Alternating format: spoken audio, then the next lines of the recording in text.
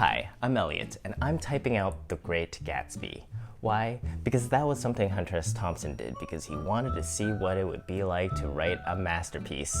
Now that I'm almost complete, I want to thank you for joining me every Saturday, and cheers.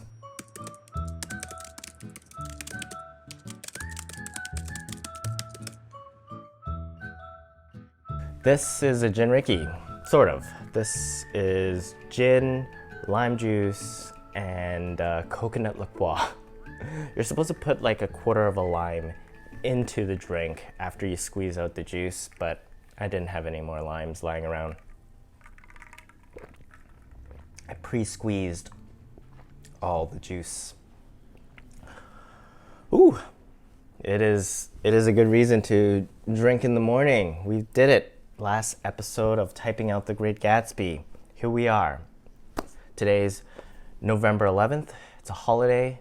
For me, it's Remembrance Day. It's the day we honor those who fought in the First World War and all the succeeding wars that we've been involved with. Hopefully there's no more wars, but we can't be sure about that. I don't want my country to be involved in any more wars. I think they are, actually.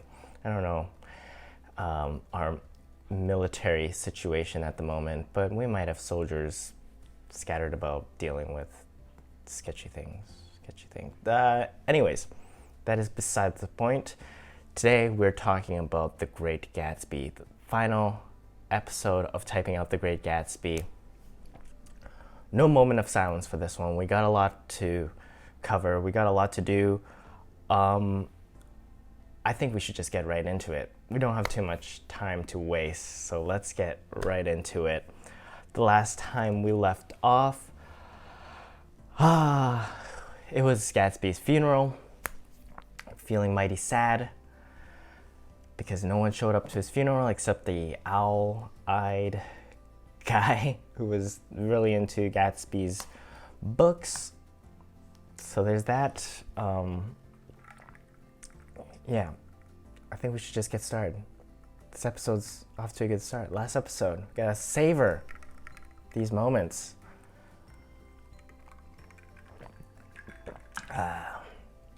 Ooh.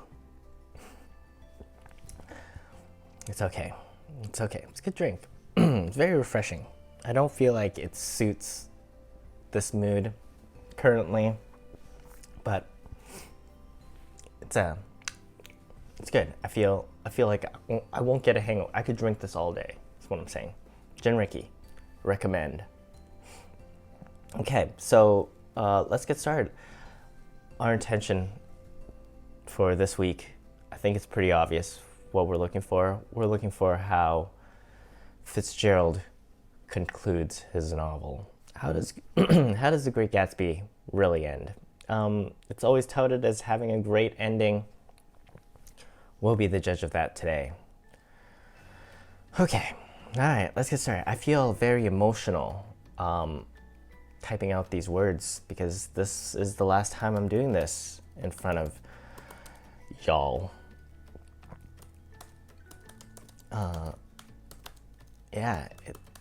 I'm gonna savor every word that I'm gonna do because who knows what it'll be like after this. Who knows when I'll get to do something like this again. Let's see.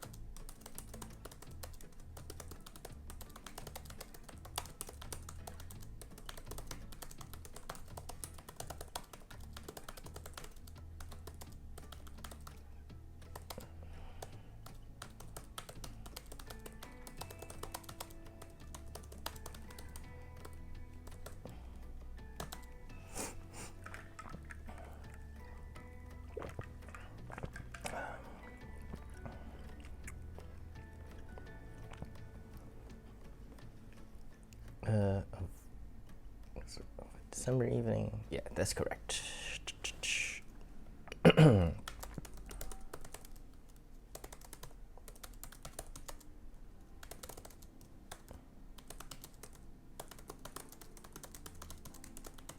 For that.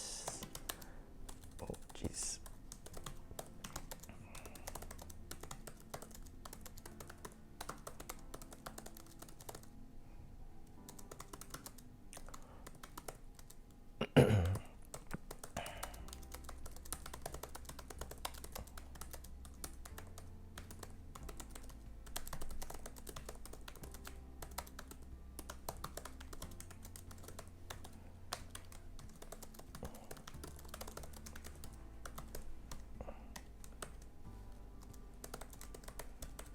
I'm not sure what's happening at the moment.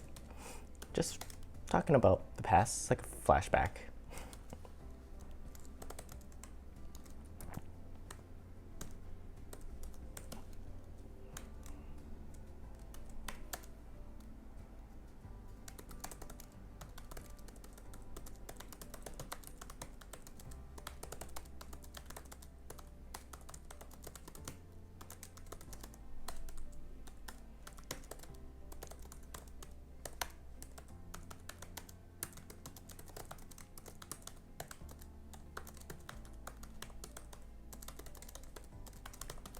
Railroad.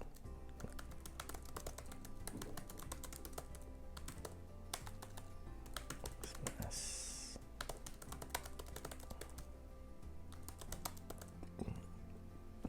Ooh.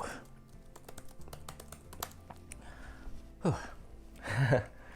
Drinking first thing in the morning.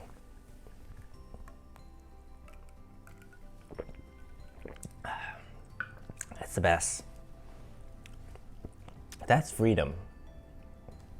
That is freedom. If anybody asks you what freedom is, that's my interpretation of it. There's a lot of conversations about what freedom really means. It's being able to drink in the morning, right?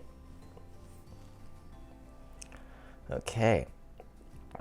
So Nick is just reminiscing about his time after prep school, returning for Christmas. Yeah.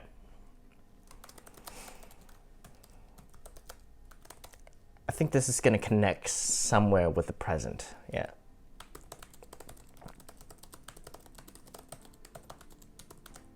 It's like after that emotional scene with Gatsby's funeral, I think what this is doing is it's kind of cleansing the palate. Getting us ready for the final dessert course.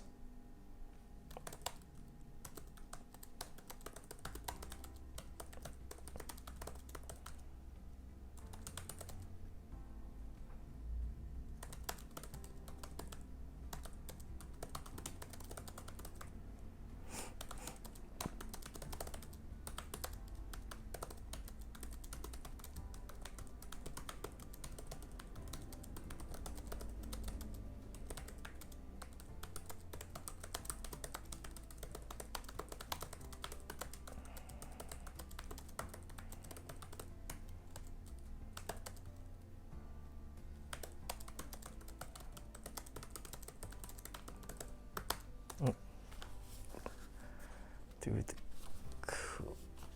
it's getting so thin on the side. That's the best part of reading physical books. I've never been a fan of reading Kindles or ebooks because you don't get that feeling of progression that I think it's so important to have as a reader.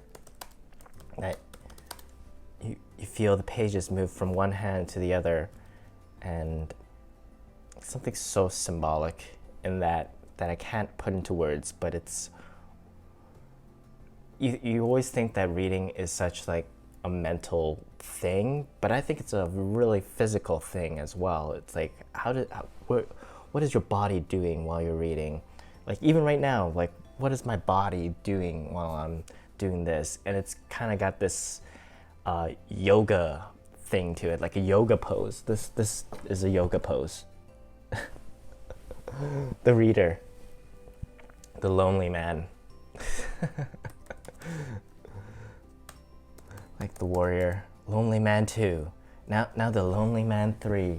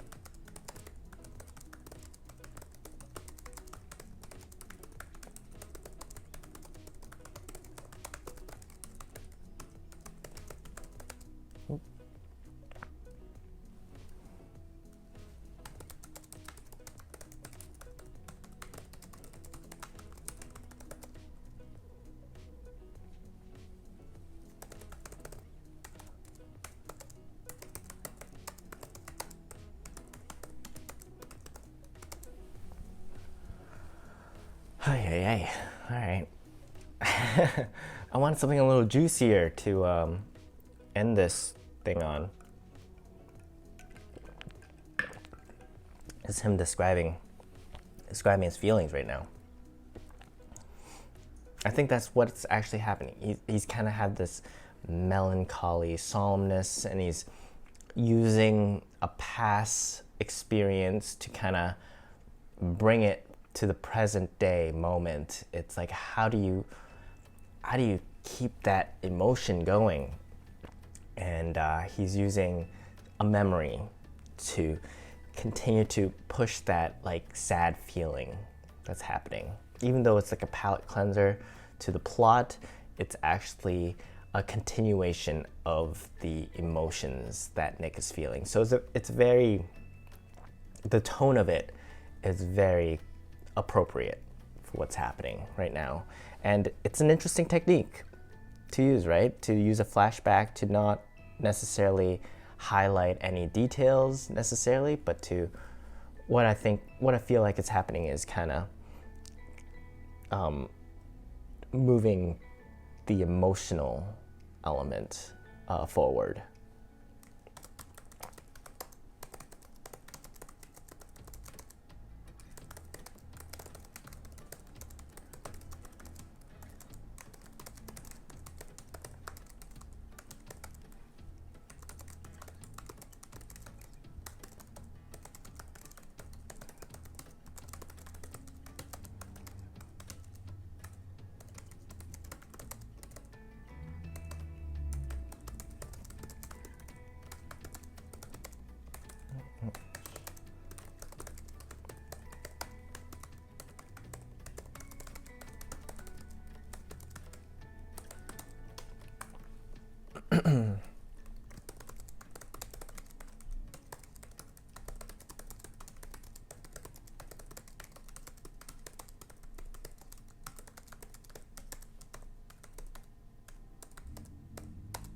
Superiority.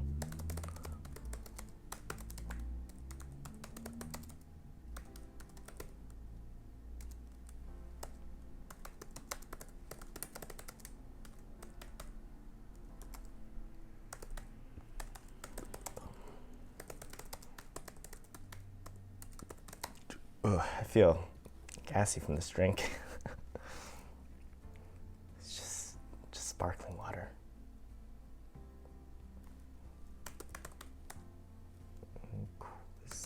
Congratulations.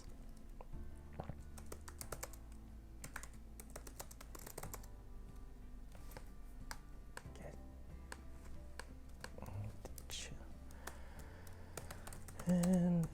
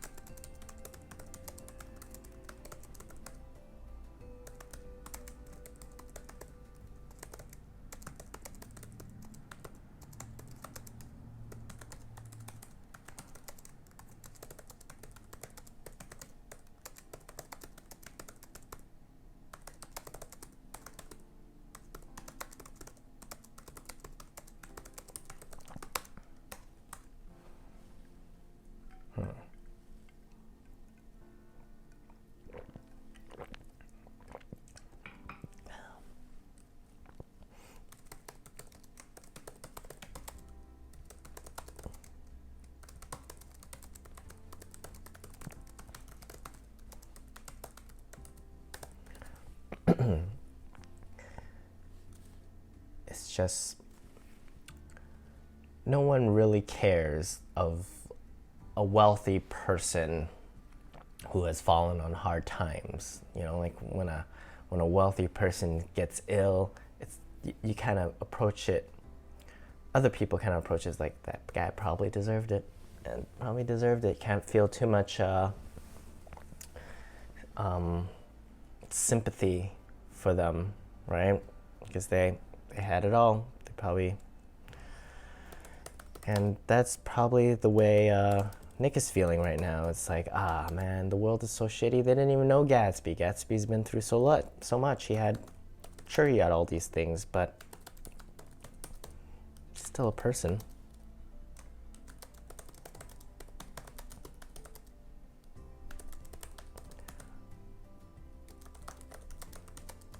It goes to show that having money isn't the great, isn't the thing that makes you liked in the world, isn't the thing that people actually judge you on, although it might seem that way. But it's often how you make people feel, right? If you make people feel like bad about themselves all the time because you have a lot of money, even if you throw all these parties, and you make them feel envy, there comes a day when they won't think good of you because you never really gave them good feeling. You gave them these fake, artificial feelings of like, yeah, I'm at a jazz party, but it's not real. It's not real. And I think that's what Nick is trying to convey to us right now is this feeling of never having really that impression of this place is tainted because of what happened there.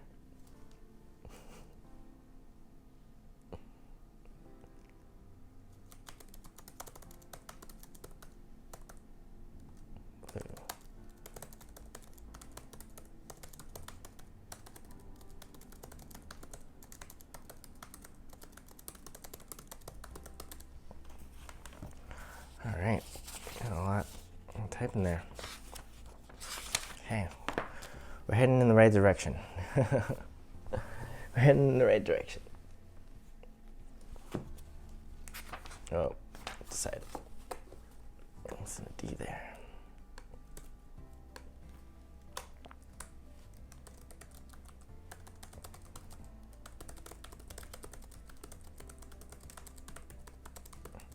All right, so Nick is now deciding to leave West Egg. It's full of bad memories. Doesn't feel like he belongs.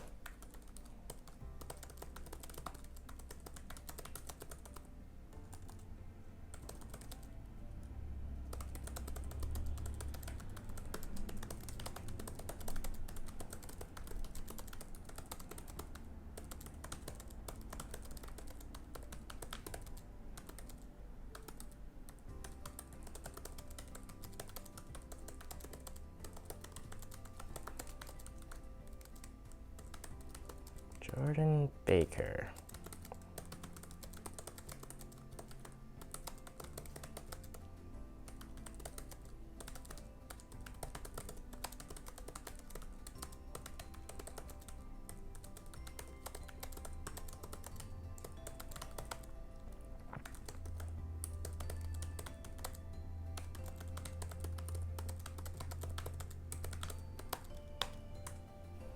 All right, Jordan, what you up to?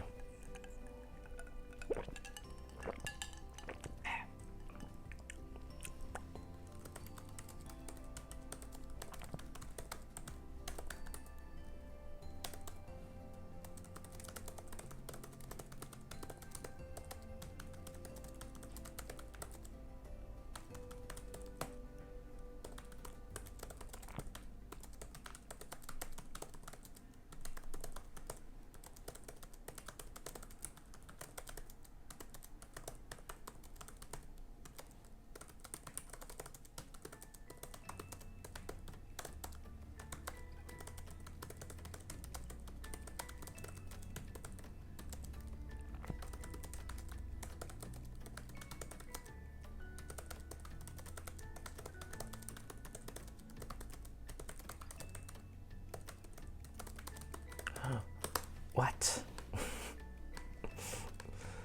Jordan.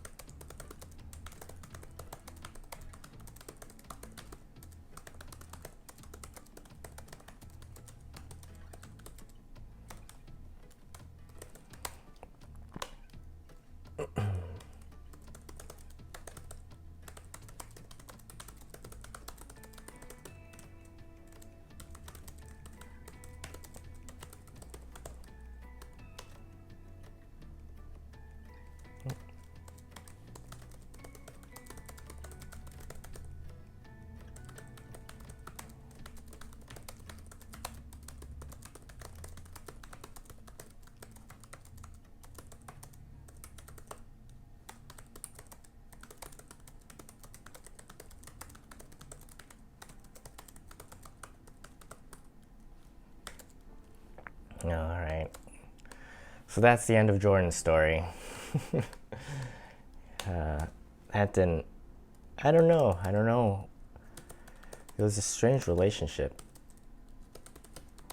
It's just two boats passing in the night type of event. It's like sometimes when your friends are dating and then they happen to have like another friend, and you, for convenience, you just end up together and you end up having a relationship, but you know it's never really gonna work. That's kind of Nick and Jordan's relationship from my perspective, it's just one of those things that it seems so convenient. And if it works out, it'll be like, oh, wouldn't this be nice that this could just be like all together. But it rarely works out. I'm also not a relationship expert. It could work out. You gotta make it work. You gotta put in the effort. You gotta communicate. You have to communicate, not just throwing her over on the telephone. You gotta actually communicate.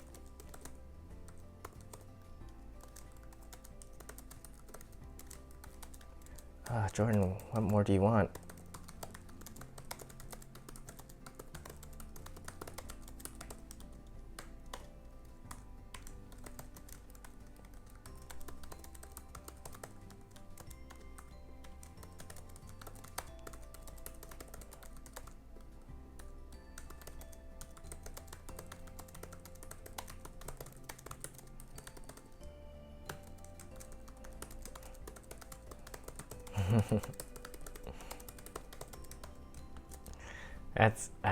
That's a great metaphor.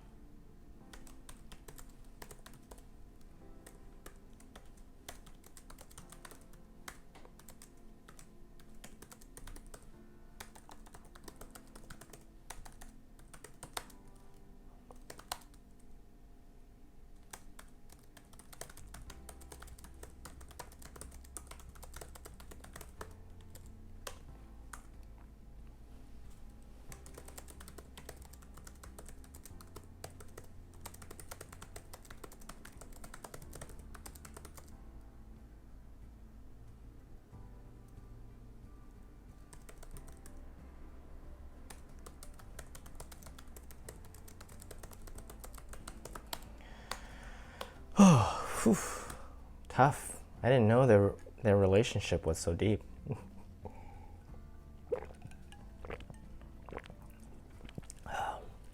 All right. I think we're approaching the last leg.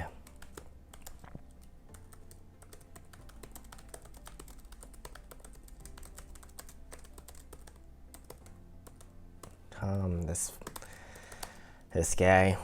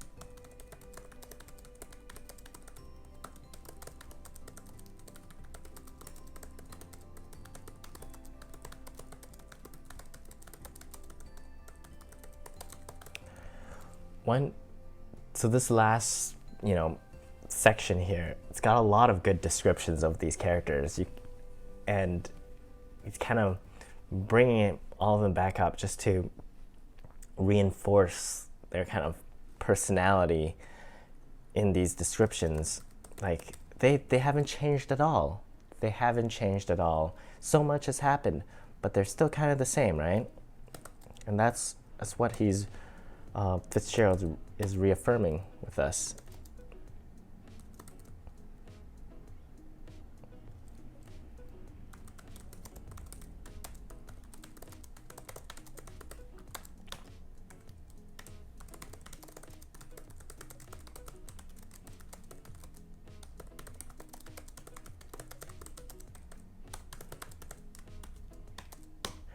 this is great because it doesn't even talk about him not wanting to touch hands with him. He just has him straight up say it. That's great. It just cuts out like what I would have done like a rookie is, right, like, I didn't want to shake hands with him, and then have Tom say, oh, what, do you object to shaking hands with me? So it's just a reminder of like just cutting out little things and going very straight to the point, like even having the character like insinuate things. It just moves the story a lot faster.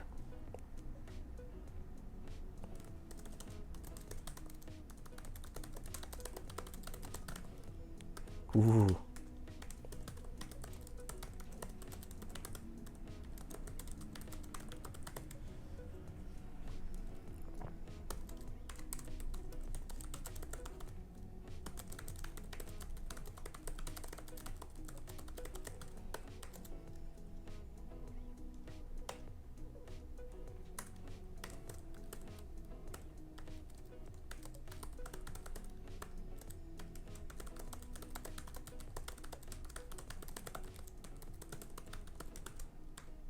Oh, all coming full circle, just like that, just so quickly. Fitzgerald, how do you do it? How do you get there so quickly?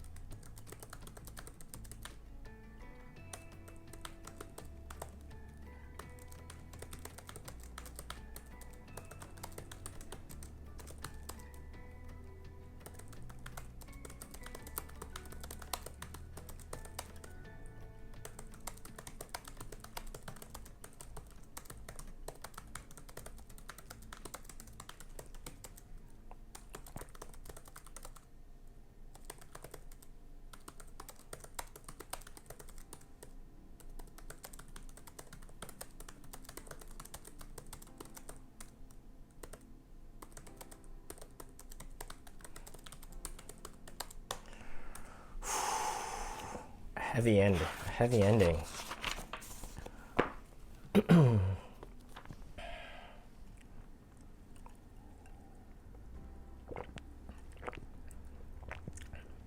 So now, like any good mystery story, we're getting both sides of the story. Now we're getting Tom's side of the story. Right at the end, right there when we started feeling like, oh, we start feeling so bad for Gatsby. Tom shows up and just kind of messes with us a bit, right? And that's a very interesting.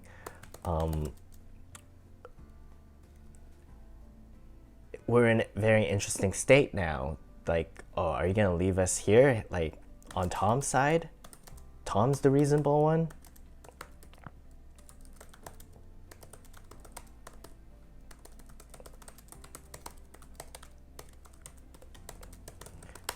And every good story forces you to kind of pick a side, right? Like, one of the best example is Life of Pi. It's like, was he stuck on the boat with people or was he stuck on the boat with animals? And this Great Gatsby kind of does it as well. It's like, who was actually more wrong? Who was more wrong? Tom or Gatsby? Because they both did horrible things. And that's when you're ending a story, it's always it's so effective if you could leave it kind of open-ended for the reader to kind of pick a side on their own. Yeah, do that. And that's kind of what's happening now. And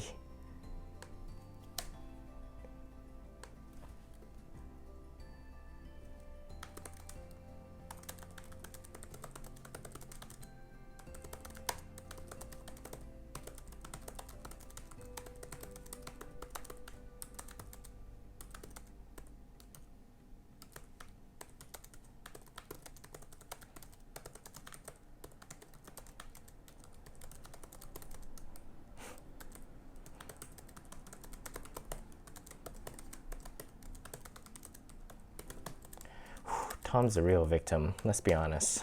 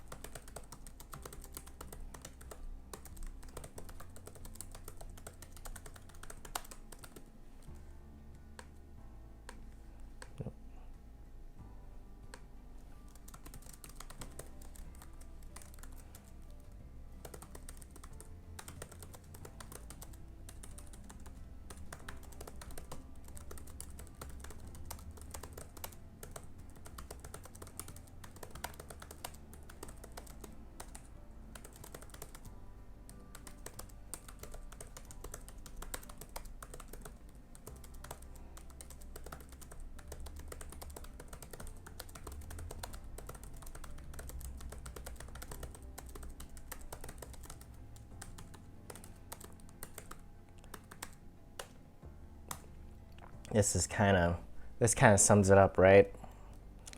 That he just thinks so little of these people because these people aren't even able to understand what they did wrong. They just do these mental loops. They're like Donald Trump.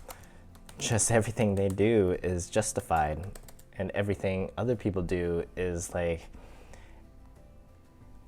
an assault against them, and they're always the victim. Classic privileged white people response to things whenever they're in the wrong.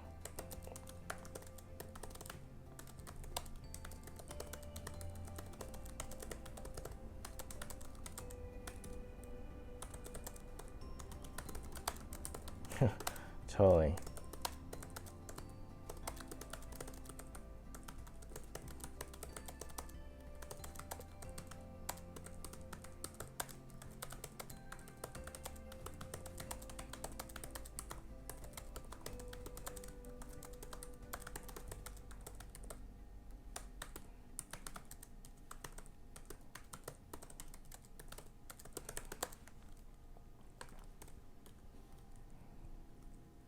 Yeah, forever's too weird there. Well, that's closure with Tom, apparently.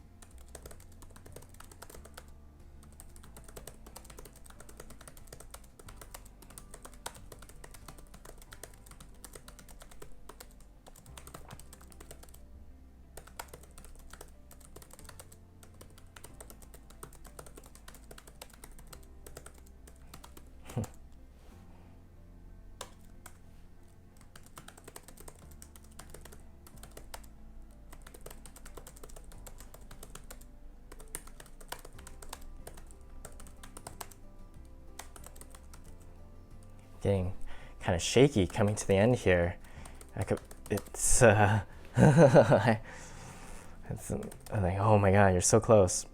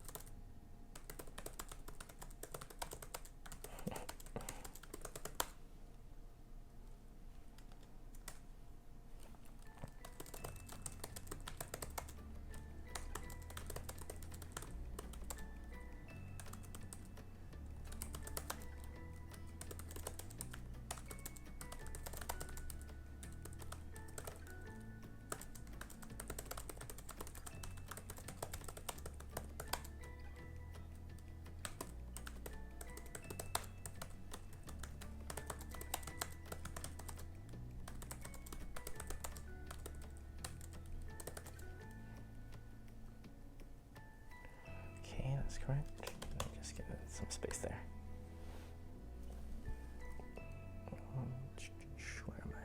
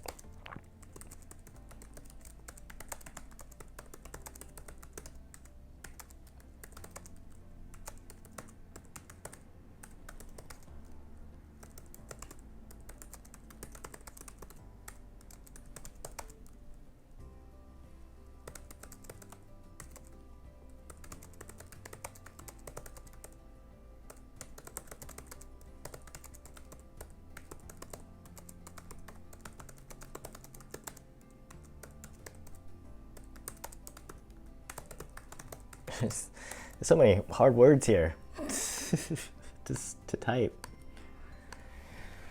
Oh.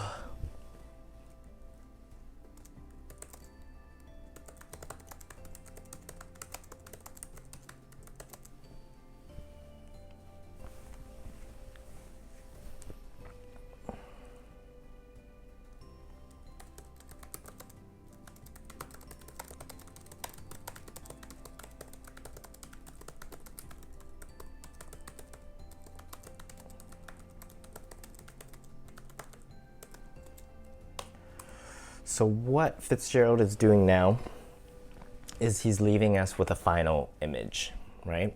A final visual, something we can hang on to, something very vivid. This is really effective when you're ending like a short story or something like that. You want to end not with like a witty line necessarily, but something that paints a full picture, something like a wide shot of everything that's we've been through, like this big view, or even like a compact room, something that really sets where we have finally come. The destination is here. What does it look like, right? And so that's what's happening now.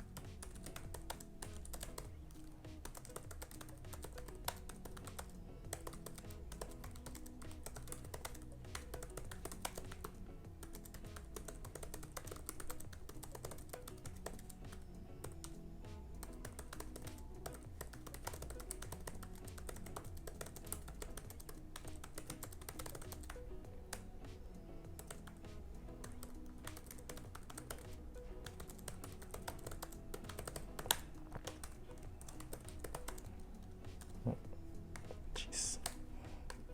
Ah.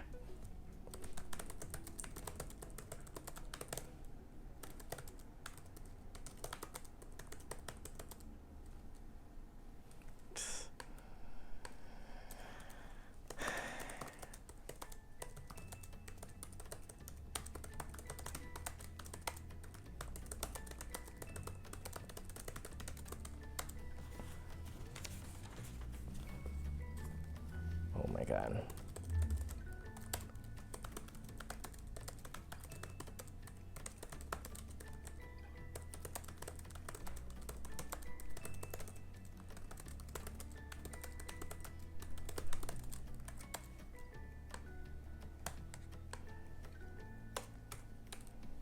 What is happening here?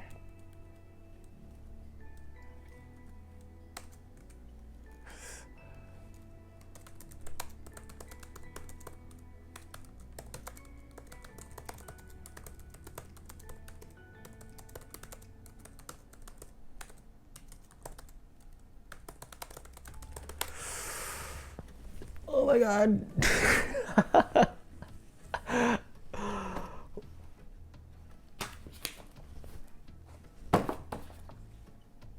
That's it. That's it. We are done.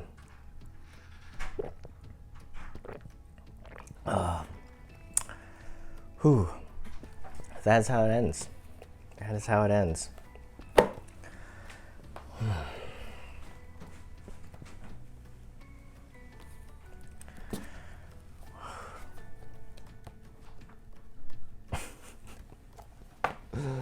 Just in time, my wife is sneaking back in to the apartment. Oh, all right. That is it. Green light. Green light means go, and that's what's happening. we are going to the next thing. I don't know what I mean by that.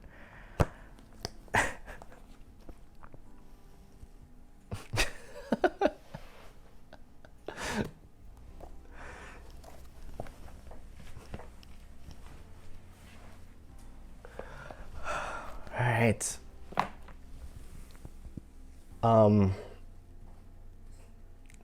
What a relief, huh? What a relief. I thought I was gonna give up at various points, but I didn't. And it's done. It's done now. It's done now. What now? I feel a certain emptiness inside of me. as though it's that feeling you get when you graduate from school, and then you're like, wow, I have all this knowledge inside of me now. I'm so much smarter, so much wiser. I have this piece of paper, I have this document here.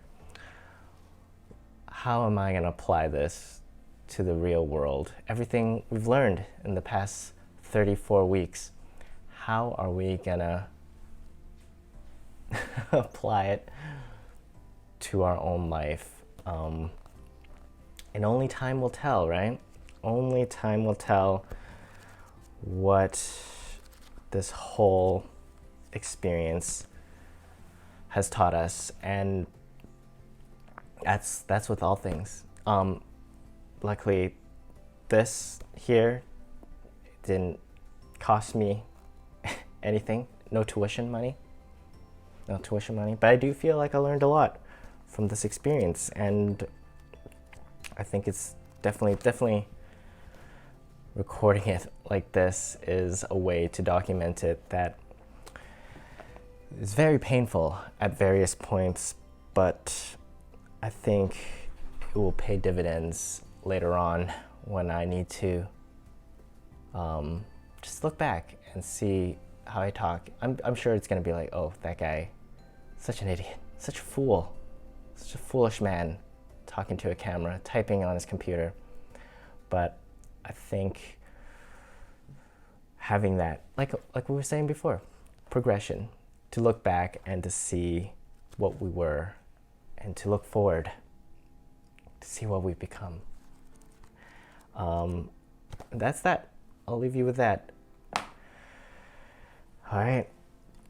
Thank you for joining me for all these weeks, surviving with me through all the ordeals of real life, and finding these little escapes, these little opportunities to better ourselves. So cheers to us. Cheers to us for going on these adventures. And maybe one day, after all of this, that we can achieve the title of greatness.